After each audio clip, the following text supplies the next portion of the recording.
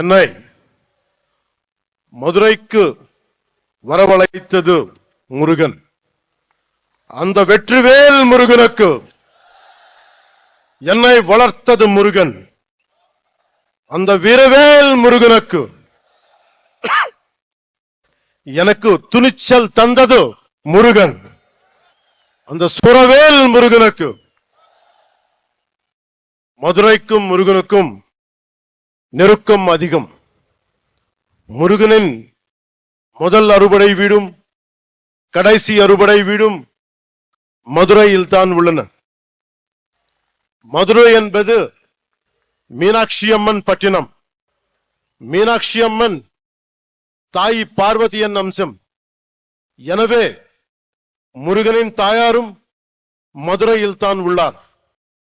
முருகனின் தந்தை சிவபெருமான் முதல் சங்கத்துக்கு தலைமை ஏற்று மதுரையில் தான் இருந்தார். எனவே இந்த மதுரையில் தாயமே இருக்கிறார், தந்தியம் இருக்கிறார், மகனும் இருக்கிறார். அப்படின்னா மதுரை மக்கள் எத்தனை புண்ணியம் பண்ணி இருக்க வேண்டும். அந்த புண்ணியத்தின் விளைவாக பசும்பொன் முத்துராமலிங்க தேவர் அவதரித்தார். தென் தமிழ்நாட்டின் மாபெரும் தலைவர் பசும்பொன் முத்துராமலிங்க தேவர் முருகனின் அவதாரமாக கருதப்படுகிறார். அவர் சிலைக்கு அருகே மயிலும் வைக்கப்பட்ட உள்ளது. தேவர் மூலம் மனித உறவில் முருகன் வாழ்ந்தார். அந்த பசும்பொன் முத்துராமலிங்க தேவரை தாழ் பணிந்து வணங்குகிறேன்.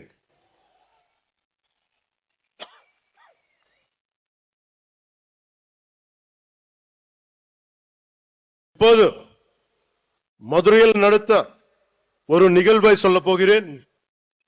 இன்று மீனாட்சி அம்மன் கோயிலுக்கு போறோம், அருளை பெருக்கிறோம், குங்குமம் பெருக்கிறோம், பிரசாதம் கிடைக்கிறது. ஆனால் இந்த தலைமுறைக்கு தெரியாத ஒரு விஷயத்தை சொல்ல போகிறேன். ஒரு காலத்தில் மதுரையே இருண்டு கிடந்தது.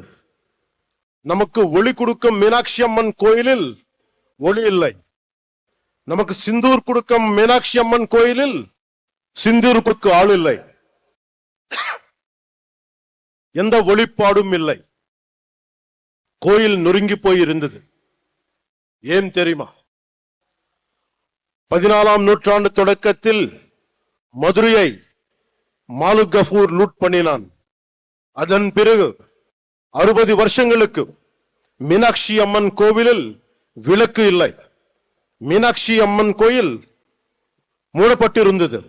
அது மதுரையின் இருண்ட காலம். 14ஆம் நூற்றாண்டின் முடிவில் மதுரையில் மீண்டும் ஒளி பிரிந்தது. அந்த ஒளி விளக்கை ஏற்றி வைத்தார் விஜயநகர இளவரசர் குமார கம்பனன். இதுல இருந்து என்ன தெரிந்தது? நமது நாட்டு நம்பிக்கைக்கு அழிவில்லை. அதுவும் யாராலும் அழிக்க முடியாது. நமது கலாச்சாரம் ரொம்ப ஆழமானது.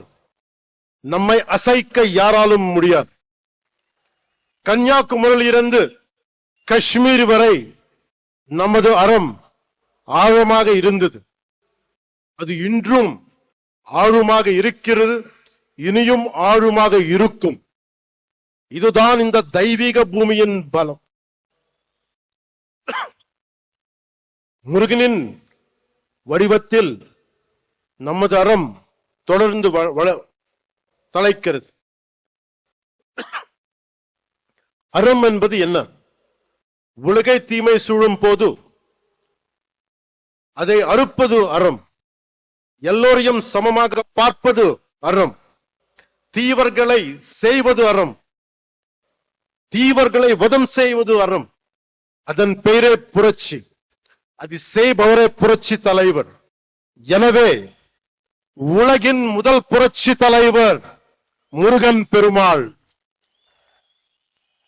நம்ம எல்லோரும் இங்க வந்தது ஒரே ஒரு கடவுளுக்காக, புரட்சி தலைவர் முருக பெருமானுக்காக. உலகின் முதல் புரட்சி தலைவருக்காக அநீதியை அழித்ததால் அவர் புரட்சி தலைவர், சமமாக நடத்தியதால் அவர் புரட்சி தலைவர். அந்த வெற்றிவேல் முருகனுக்கு, அந்த வீரவேல் முருகனுக்கு, அந்த சுரவேல் முருகனுக்கு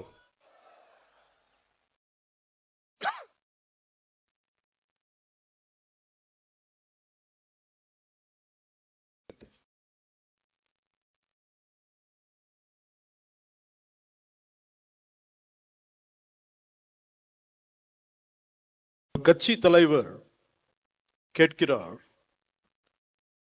முருகன் மாநாட்டும் ஏன் தமிழ்நாட்டில் நடத்துகிறீர்கள்? யூபிஎல் குஜராத்தில் நடத்த வேண்டியதுதானே என்று கேட்கிறார். இதன் மூலம் பிரிவினை செய்ய பார்க்கிறார்.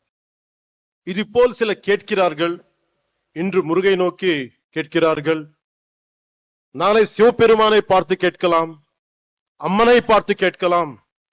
இந்த சிந்தனை மிக மிக ஆபத்தானது.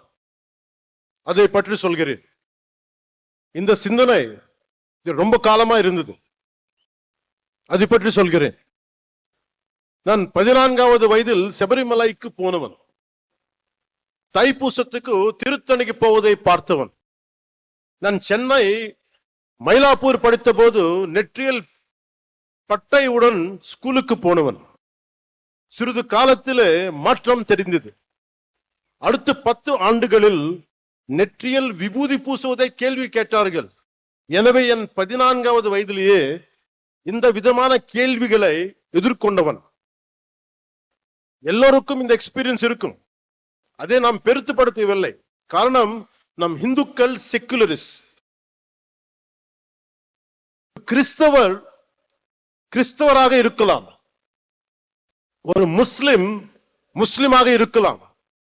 ஆனால் ஒரு ஹிந்துவாக இருந்தாலே இவர்களுக்கு பிரச்சனை. ஒருவன் ஹிந்துவாக இருந்துவிட்டால் அவன் மதவாதி. இதுதான் இவர்களது போலி செக்குலரிசம். நம்பிக்கையை கொண்டாட எனக்கு உரிமை உள்ளது. அதை கேட்க நீங்கள் யார்? உங்கள் நம்பிக்கையை நாங்கள் கேள்வி கேட்கவில்லை. அதே நாகரிகத்தை நீங்கள் கடைபிடியுங்கள். என் மதத்துக்கு மரியாதை கொடுக்க விட்டாலும் பரவாயில்லை, அவமரியாதையை செய்யாதீர்கள். முருகனை பற்றி கேள்வி கேட்கும் நீங்கள் அரேபியாவில் இருந்து வந்த மதங்கள் பற்றி இதே கேள்வியை நீங்க கேட்க முடியுமா? அதற்கான துணிச்சல் உங்களுக்கு உண்டா?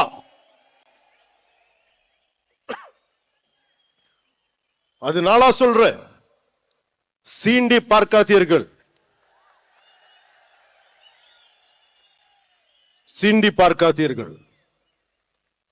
சாது மிரண்டால் காடு கொள்ளாது.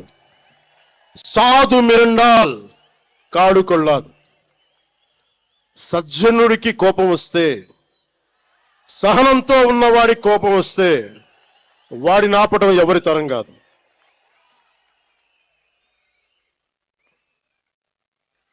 முருகன் தமிழ் கடவுள்.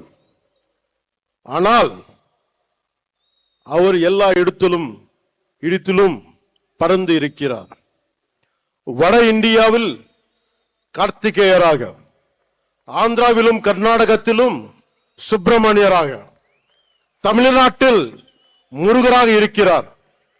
முருகப்பெருமான் உலகம் முழுதும் பறந்து இருந்தாலும் அவரது பாதம் தமிழ்நாட்டில் ஊன்றி இருக்கிறது. எனவே அவரது மண்ணை வணங்குகிறேன். அதனால்தான் முருகப்பெருமானுக்கு மதுரையில் மாநாடு நடக்கிறது.